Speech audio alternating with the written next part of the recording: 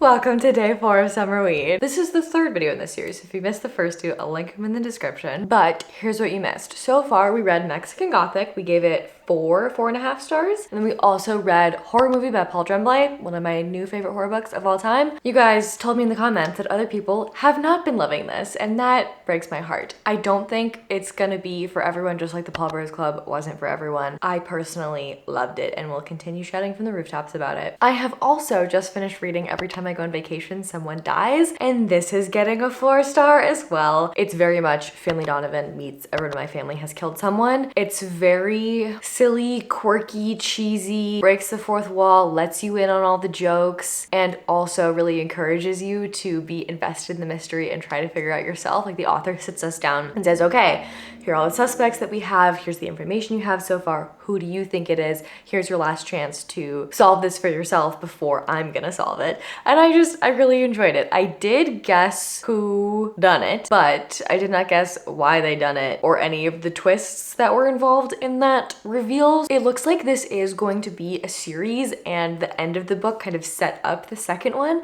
and I'm really excited to continue in it. I really love these fun murder mysteries, so please let me know if you have any recommendations for things like Finley Donovan, Everyone in My Family Has Killed Someone, and Every Time I Go on Vacation, Someone Dies. She also poked fun at the book titles because they are a little bit ridiculous, and there was a bit in the book that she was poking fun at the book titles. It's very self-referential. She's poking fun at herself, she's poking fun at authors, she's poking fun at readers. It doesn't take itself too seriously. I thought it was a really great time. Now you're caught up on books, let's get you caught up on life. It's been a very busy week for work and personal life. So it is already 7:30 p.m. Dan is on his way here from the grocery store. He's gonna cook me dinner, which is very sweet of him. While he cooks, we're gonna read something. I forget the name of it, but I'm gonna put it here. One of you guys suggested that I read this. You said it was a middle grade, but it had just enough spooky in it, and it will count for a book that's set in the summertime, and it will count for a book with a night sky on the cover because I'm behind on hitting these prompts. So that, I believe, is what we are going to start today. And that's it. That's all I've got for you. I'm gonna get reading, and I'll see you tomorrow.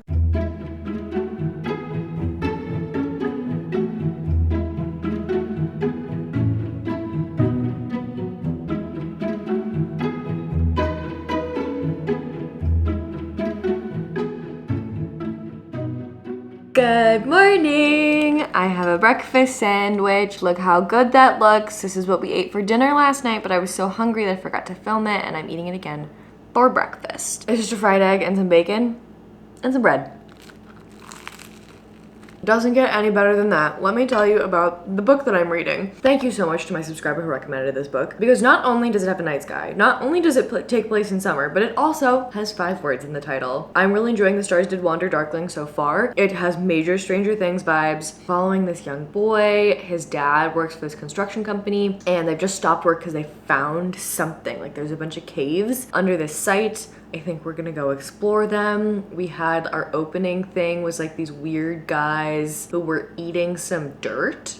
So that's fun. Our main character and his best friend love to hang out at the video store. I'm having a really lovely time. I'm only 13% of the way into it, so I've just barely started it. I have no more information than that to share with you. I'm gonna eat this. I need to go into the office today for work. So I will see you guys when the work day is over. Hello, I am driving home from work, but I was just watching Riley's Summerween vlog while I was on my lunch break, and I saw that Jenny's apparently has like pints of ice cream that you can buy now. It's one of my favorite places to get ice cream, but I didn't know they sold pints in the grocery store. So we're at Publix. I'm gonna try to see if they have Jenny's. My favorite is the wild berry lavender flavor, so that's what we are trying to find. I also want to make a baked good tonight with you guys, so we're gonna get some lemons so we can make some lemon bars because those are Dan's favorites. So we're gonna go surprise him at work tomorrow.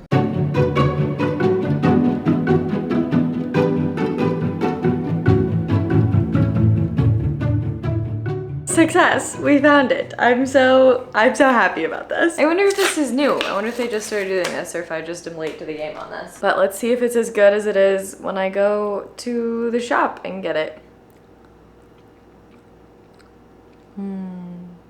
It's so good. This flavor specifically is extremely nostalgic for me because my favorite ice cream place ever is Creole Creamery in New Orleans, and I used to go and get their lavender flavor, and I've never seen lavender ice cream anywhere but there until I found it at Jenny's, and now I get to have it whenever I want. It's just so good. It's so creamy. You guys let me know in the comments if you've had Jenny's, what your favorite Jenny's flavors are. I think this one and Milkiest Chocolate are my favorite, but I really want to try Gooey Butter Cake.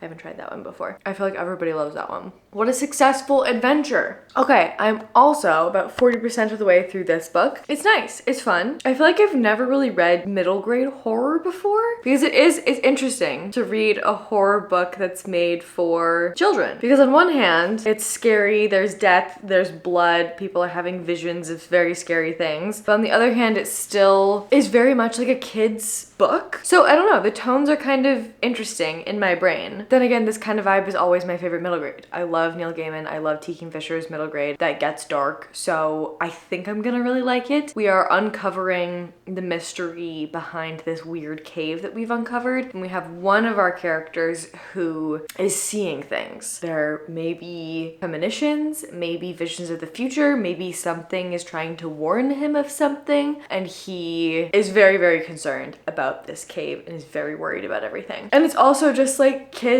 who are dealing with kid things, like parents getting divorced and one of their friends is moving away, and it's very true to being a kid. They read like kids, the characters feel like kids, it's accurate. I feel like I have a problem when we just take adult characters and age them down, but I think so far it's been very well executed. It's been a lot of exposition and I'm ready to get into the action of it all, so we'll see what happens. I still need to wrap up my workday, but I will see you later for lemon bars.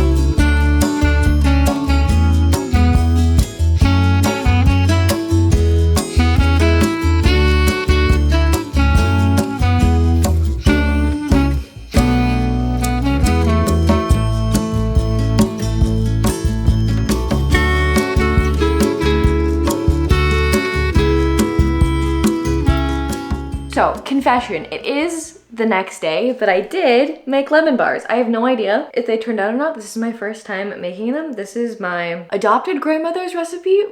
I don't have any extended family in the US, but in the cul-de-sac that I grew up on, there was an older couple who was living across the street from us. Their children hadn't had kids yet, and so we were kind of like their practice grandchildren, and it was really nice to have like grandparent figures in my life because mine were all overseas. And these lemon squares are Grandma Jan's recipe, so thank you to Grandma Jan. I am really not confident that I made them correctly. We're gonna let them cool here for a little bit, and then we will try one to see if we've been successful. And if they are, I will bring them to Dan tomorrow. Okay, I finished the book. I have updates for you. Let's go chat about it in the office. I can't believe it's the last day of Summerween. Let's check in on our prompts that we have to fulfill. This is the bingo board. So far we have watched a scary movie. We have read a book with 5 words in the title. We have baked a fall-inspired treat. I'm gonna call the lemon bars fall-inspired. We have read a book with a nice guy on the cover. We have read a book outside because we read a lot of our audiobooks while we went on walks. We have read a thriller or a horror book, and we've read a book that takes place in the summer. So the only things we need to do left are read a book in the dark and listen to a Halloween playlist. Okay, great. I was worried about that. I was worried we weren't gonna be able to fulfill all the prompts because I feel like this book really saved us, which is what we need to talk about right now because I have finished reading it. I'm gonna give it 3 stars. I'm having a hard time rating this book because I'm not the intended audience, and I think it was a really great horror middle grade.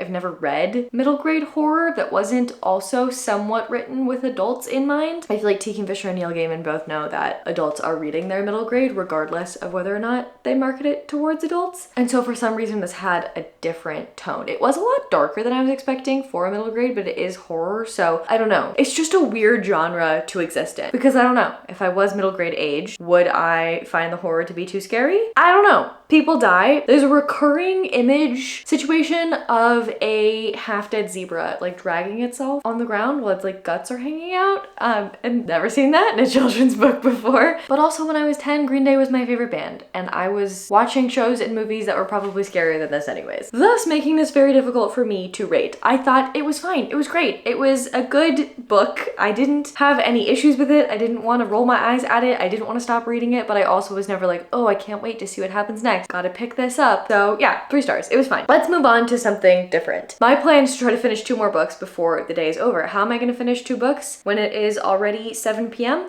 Great question. Here's the plan. I would like to read this graphic novel. It is a magical bakery and our 2 main characters are going to fall in love. And it feels like it is just spooky enough, just magical enough to fit into the Summerween readathon. And I also am going to pick up this book. It's called Final Girls. It's by Mira Grant, which is Shauna McGuire's pen name, and it's a novella. So my plan is I'm gonna go take a nice long walk while our lemon bars are cooling down. I'm going to listen to the novella. Hopefully I'll be done with the novella by the time I come back here, and we can just cross that book off of our list then. And then as we eat our lemon bar, we can read a nice cozy graphic novel to finish out the readathon. Does that sound good to you? It seems like in Final Girls, there is this new therapy where they're basically put into like a horror movie situation and are like simulated acting out being a final girl in a slasher situation, and it's supposed to like cure them. And then this woman is investigating it because her dad had his life ruined by like a bogus therapy, so she's investigating this therapy. I don't know what else is gonna happen. So let's go for a walk and find out together.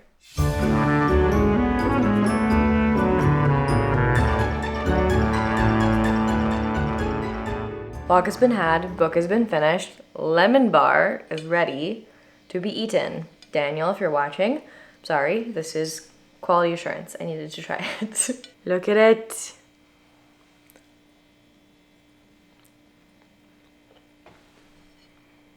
Okay, it's actually so good. I'm so happy that turned out. I was so worried about that. I did it. I made lemon bars. How exciting. Okay, let me tell you about Final Girls. I love this. I'm giving it 5 stars. It was a perfect little horror novella. I've never read anything under this pen name. I guess this is Shauna McGuire's horror pen name.